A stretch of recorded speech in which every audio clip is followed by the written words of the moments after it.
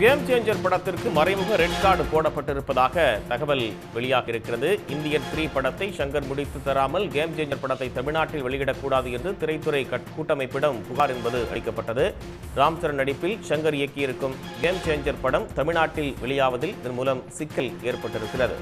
விவரங்களோடு செய்தியாளர் விஷ்ணு இணைப்பில் இருக்கீங்க. கூடுதல் தகவல். ராம் சரண் நடிப்பில் சங்கர் இயக்கத்தில் வருகின்ற ஜனவரி 10ஆம் தேதி கேம் சேஞ்சர் திரைப்படம் உலகம் முழுவதும் வெளியாக இருக்கிறது. இதே வேளையில் இந்தியன் 3 படத்தை முழுவதுமாக முடித்துக் கொடுக்காமல் இந்த படத்தை தமிழகத்தில் வெளியிடக்கூடாது என லைகா நிறுவனம் தற்பொழுது தமிழ்நாடு திரைப்பட தயாரிப்பு சங்கத்தில் புகார் அளித்திருக்கிறது. இதன் அடிப்படையில் சங்கர் தரப்பிடமும் லைகா தரப்பிடமும் கடந்த சில நாட்களாகவே இந்த பேச்சுவார்த்தை என்பதையும் தமிழ் திரைப்பட தயாரிப்பாளர் சங்கம் நடத்தி வருகிறது. இந்நிலையில் இந்த படம் இப்போது வரை தமிழ்நாடு உரிமை மிகப்பெரிய தொகைக்கு எடுக்கப்பட்டிருக்கிற நிலையில் அந்த முன்பதிவுகள் இன்னும் தொடங்காமலேயே இருக்கிறது. இதனால் இப்படம் தமிழகத்தில் வெளியாவதில் சிக்கலும் ஏற்பட்டிருக்கிறது. இந்நிலையில் இதற்கான பேச்சுவார்த்தைகள் தற்போது நடந்து வரும் நிலையில் விரைவில் அதற்கான சுமூக முடிவுகள் எதிர்பார்க்கப்படலாம் என எதிர்பார்க்கப்படுகிறது.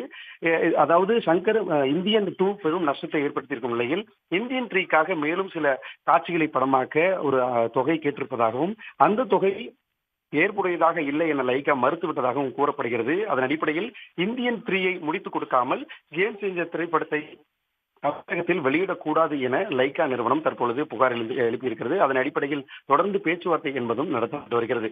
இதனால் கேம் சேஞ்சர் திரைப்படம் இங்கு வெளியாவதில் சிக்கல் ஏற்பட்டுள்ளது. விவரங்களுக்கு நன்றி விஷ்ணு. உடனுக்குடன் செய்திகளை தெரிந்து கொள்ள சன் நியூஸ் பெல் ஐகானை கிளிக் பண்ணுங்க.